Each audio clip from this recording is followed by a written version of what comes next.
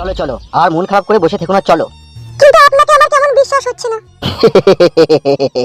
এসব মনের ভুল। মানুষ যদি মানুষের সহযোগিতায় না আসে তাহলে কি আসবে বলো তো? তুমি নাকি বলছো তোমার স্বামী দুটো বিয়ে করেছে তাই তুমি ঘর ছেড়ে চলে এসছো। এখন তোমার কাছে ঘরও নাই, বাড়িও নাই, সংসারও নাই, আর স্বামীও নাই। তাই বলছি চলো, আমার দুটো ঘর আছে, তুমি একটা ঘরে থাকবে যতদিন না তোমার সংসার না ঠিক হয়। আর এইভাবে কোথায় তুমি রাস্তাঘাটে বসে থাকবে? মদ মাতালে যা উৎপাত আমাদের গ্রামে, কে কোথায় হাত পা ধরে আড়াল দিয়ে টেনে নিয়ে চলে যাবে, তোমার জীবনটাই লাস্টে শেষ হয়ে যাবে। তুমি একদম চিন্তা করো না, আমি খুব ভালো মানুষ। তুমি যেই ঘরে থাকবে তোমার দিকে আমি ঘুরিয়েও তাকাবো না। চলো তুমি আমার সাথে। দেখুন আমি যেতে পারি, কিন্তু একটা শর্ত আছে। এটা আবার শর্ত কি? বেশ ঠিক আছে বলো। আমি তোমায় কিন্তু দাদা বলে ডাকবো। কি যন্ত্রণা। ঠিক আছে, তুমি দাদা বলেই ডাকবে, চলো। আমার কোনো ক্ষতি করার চেষ্টা করবেন না তো আপনি? বিশ্বাসে মিলে বস্তু, আর বস্তুতে মিলে কচুরি। আর এই কচুরি যখন করে তরকারি দিয়ে টুকুস করে মুখে ভরে কি স্বাদ লাগেছে বাইতে। কি উল্টোপাল্টা কথা বলছেন আপনি? আমার বলার উদ্দেশ্য, তুমি আমার যেহেতু দাদা বলেছো, তোমার দিকে আর কোনোদিন আমি কুনজরে দেখবো না। তুমি আমার সাথে চলো, আমার বাড়িতে থাকবে। বেশ ঠিক আছে, চলুন। হ্যাঁ আসুন।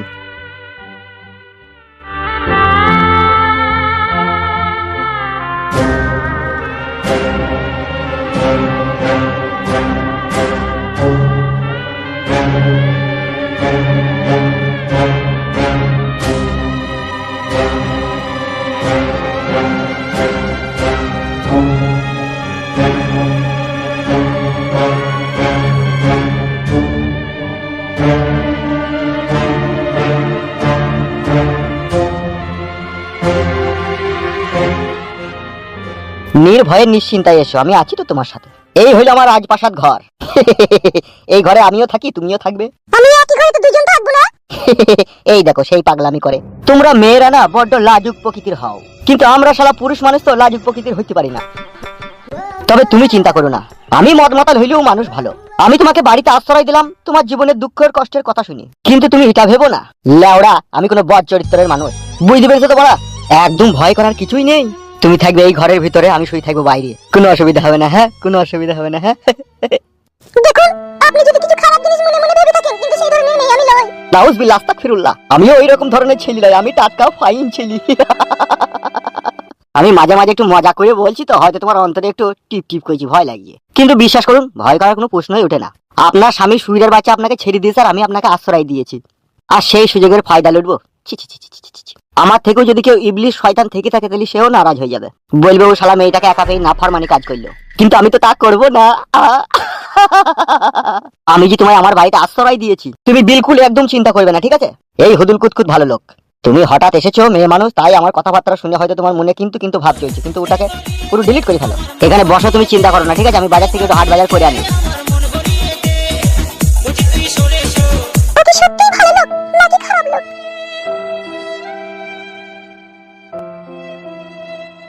কি করব, জীবনটা আমার পুরো শেষ হয়ে গেল।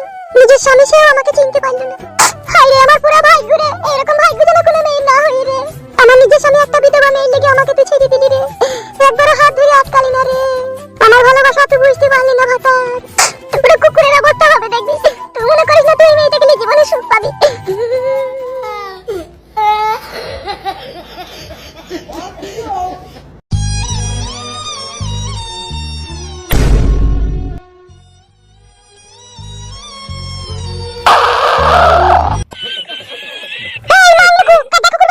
কি হলো বল? তুই কি হলো কি বলতো? এত শোক পালন করছিস কেন তুই? কি হলো কি গা?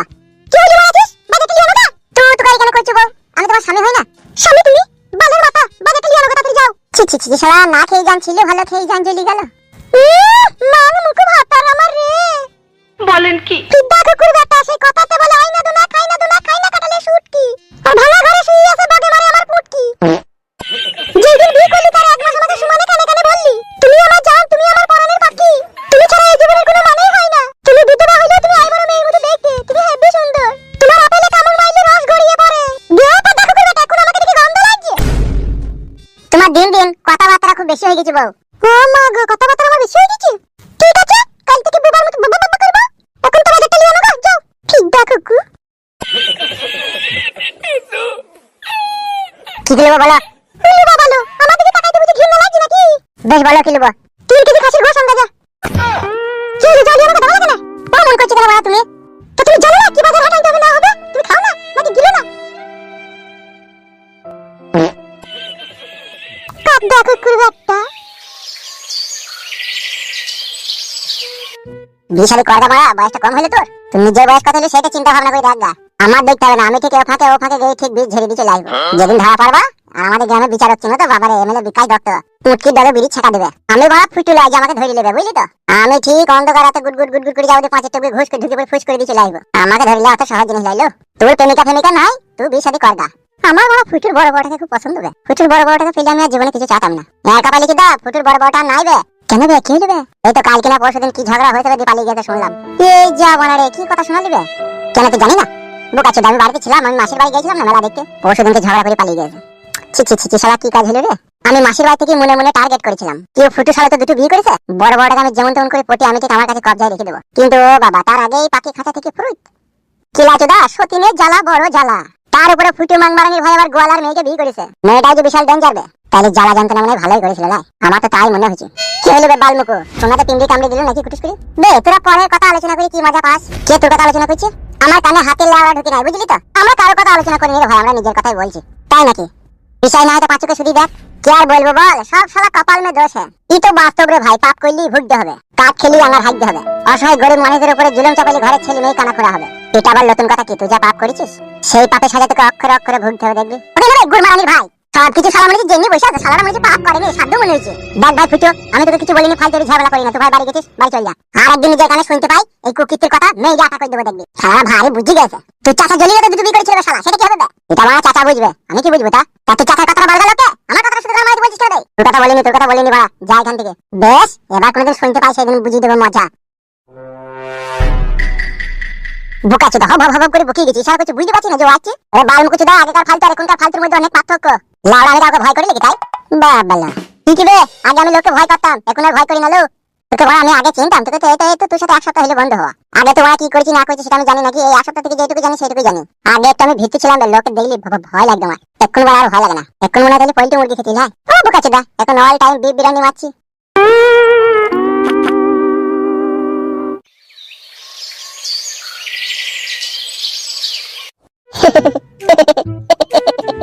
কইলাও কেন গো বড়, ভালো হবে গো বড় ভাই। বুকাচোদাদের খালি উল্টো পাল্টা কথা। উল্টো পাল্টা লয় মারা, এই বয়সে যদি আপনি বিয়ে না করেন তাহলে কোন বয়সে করবেন মারা? ওই বুড়ে খেপা, দাঁড়া না, একটু ধৈর্য রাখ না মারা, অত ধৈর্য হোস কেন তোরা? বরযাত্রী যাবো, ভালো মন্দ খাবো, মুরগির চিকেন, খাসির মাংস, fried rice, Thums Up, rasgulla, বর্ধমানের মিহিদানা। করেন বড় ভাই, বিয়েটা করলেন, বয়স হয়ে গেল আবার। খেপা চোদা, এখন আমি এমএলএ, আর এখন আমাদের মতো লোকের কাছে না মেয়ের অভাব হয় না। কত ভালো হাই ফাই লজে আমাদের জন্য মেয়ে অপেক্ষা করে জানিস খেপা? বিয়ে করাতে এখন কোনো প্রশ্নই ওঠে না। এখন আমার 70-75 বয়স হোক, তখন একটা মেয়ে বিয়ে করবো সংসারে ভাত তরকারি রান্নার জন্য। চরিত্রহীন লোক তো বড়। কি বললি বুকাচোদা, চরিত্রহীন আমি? তো ঠিকই তো বলছি বড় ভাই, বিয়েটা করলে আরো স্বাধীনভাবে পাবেন ঘরের ভিতরে, সেটা ভেবে দেখেন। ঠিকই বলছে বড় ভাই, আপনি যে হোটেলে আলতু ফালতু মেয়ের কাছে যান, এটা আপনার এডস হয়ে যাওয়ার সম্ভাবনা থাকতে পারে। বকি না বাড়া, তোরা নিজের কাজ করতো, আমাকে তো জ্ঞান দিতে হবে না। সে এড শোক টোর শোক আমি বুঝবো। বাল মুকুরা মুচি বড় বুজুনদার হয়ে গেছে। কে দরজা করে দাঁড়িয়ে? আমি এমএলএ সাহেব বলাই সর্দার।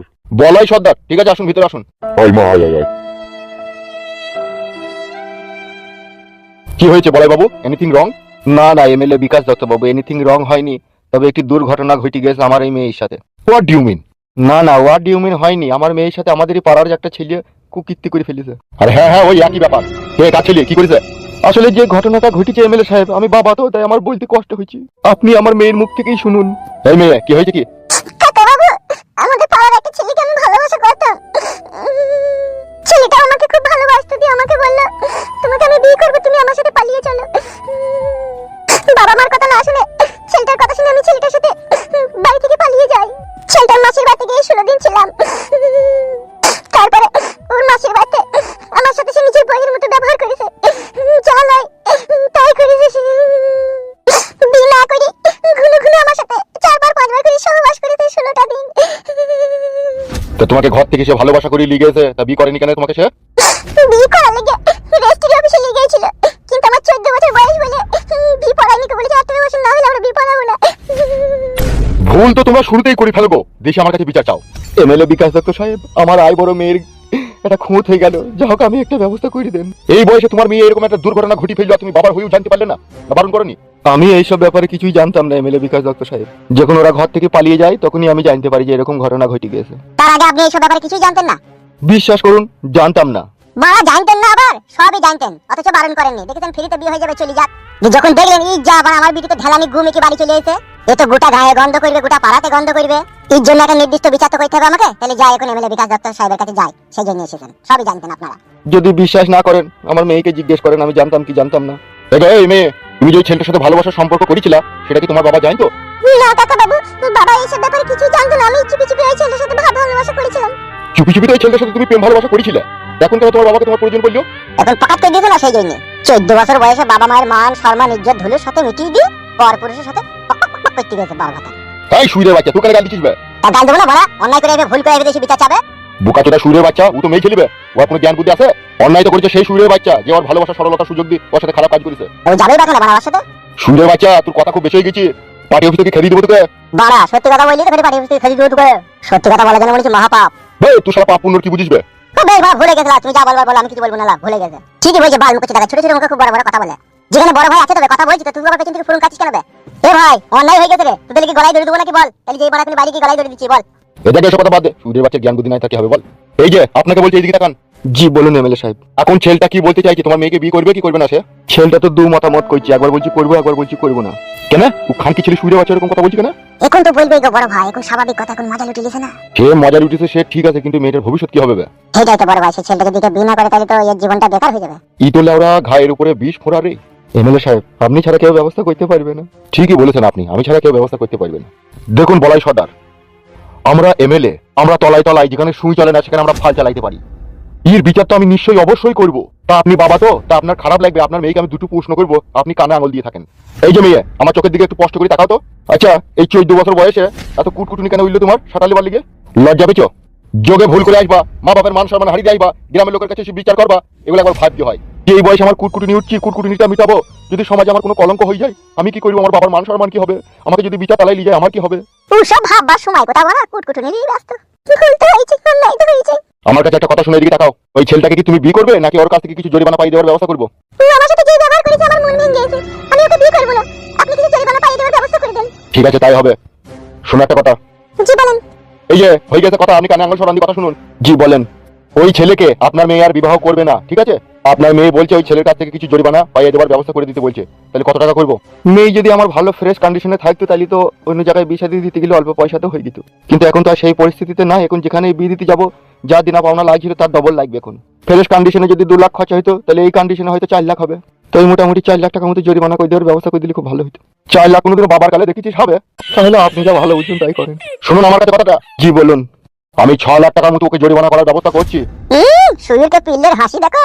কি রে আবার মন খারাপ করলি কেন? হাস হাস হাস, অসুবিধা নাই হাস। ওই অপহরণকারীকে যে তোমার মেয়ের ইজ্জতের সাথে ফ্রি ফায়ার গেম খেলেছে, ওই সুইরকে পিল লিখে 6 লাখ টাকা জরিমানা করছি। তুমি নিবে 4 লাখ টাকা, আমি নেবো 2 লাখ টাকা, ঠিক আছে? সে টাকা কি করে বাইক হতে এসে আমার ঠিক লাইন জানা আছে। ভালো হবে তো, আপনি 2 লাখ নেন না, আমাকে 4 লাখ দেবেন, অসুবিধা নাই। ঠিক আছে তুমি এখন বাড়ি যাও, আজকে সন্ধ্যাবেলায় তোমাকে ডাক করবো, তুমি আসবে, ঠিক আছে? আমার লোকজন যেই ওকে বাড়ি থেকে ধরে আনবে, তারপরে ফয়সালা হবে। ওকে ঠিক আছে এমএলএ বিকাশ দত্ত সাহেব, ঠিক আছে আপনি এখন আসুন।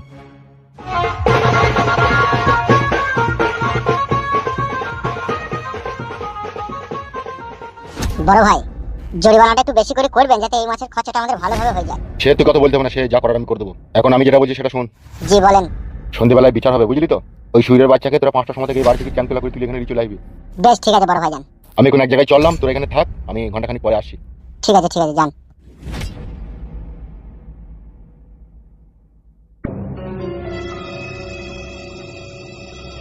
আর তুই আর কপালে কি গাল শোনার কাজ করিস কেন সব সময়? বড় ভাই যখন কথা বলছি তুই অমুক করছিস কেন? আমার বড় সত্যি কথাকে যদি কেউ মিছি কথা বলে না তখন আমার সহ্য হয় না, জানিস তো বড়? এখানে খালি সব সহ্য করতে হবে, বেশি কথা বললে হবে না, ঘাড় পাকা মারাইলে হবে না। কি আর করার আছে, সহ্য করতে হবে। আর বড় ভাই এই অবেলায় কোথায় গেল? মানে কি করে জানবো কোথায় গেল? আমার মন বুঝে নিশ্চয়ই কোনো কোর্ট কেসের ব্যবস্থা করতে গেল। সে জেলে যেতে পারে তোর কি বে? সে তো বটেই, যাবে তো বটে, ও এখন এমএলএ তে যাবে না। ও তুমি যে ব্যবহার করছো আমার সাথে বউ, এটা মনে হচ্ছে আমার পুরনো বড়াই ভালো ছিল।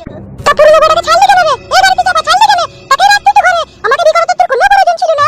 বেশ আমি মদ গেদা বেচছিলাম, মদ মাতালদের সাথে ভালো ছিলাম, তুই তাহলে কেন আমাকে বিয়ে করলি? আমি তো বুঝতে পারিনি তুমি এত বড় হারামি মেয়ে ছেলে। বুঝতে পারিনি? তাহলে কি দেখে বুঝছো আমাকে বিয়ে করেছিলে? তুই এমন করবা আমার সাথে তাইলে?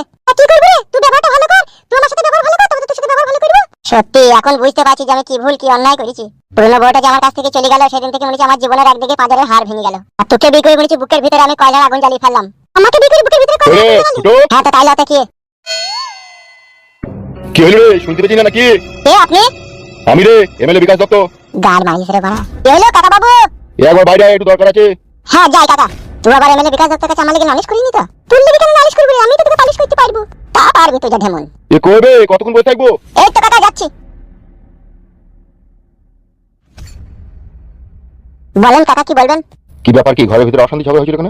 কি আর বলবো কাকা, সব কপালের দোষ। কপাল নিজে খারাপ করছিস, তুই কপালে দোষ মারাছিস নাকি? তুই খবরদার কোনো ঝগড়া শান্তি করি না, বিচার করে দিচ্ছি তো আমি, সেইভাবে চলবি। সেইভাবে কি করে চলবো? চলার রাস্তা তো নাই, বন্ধ হয়ে গেছে তো। কি? পরশুদিন 10টা-11টার সময় আমার বড় বড়টা বাড়ি ছেড়ে পালিয়ে গেছে। কি বে, কি বলছিস বে তুই? হ্যাঁ কাকা ঠিকই বলছি, ওই আমার বউয়ের সাথে ঝগড়া করে কাঁদতে কাঁদতে বাড়ি ছেড়ে পালিয়ে গেছে।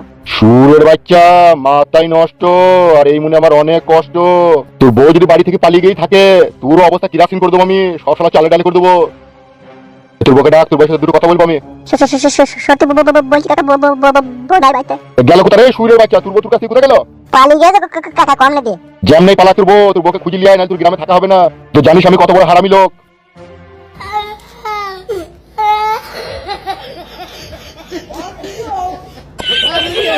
Oh my God.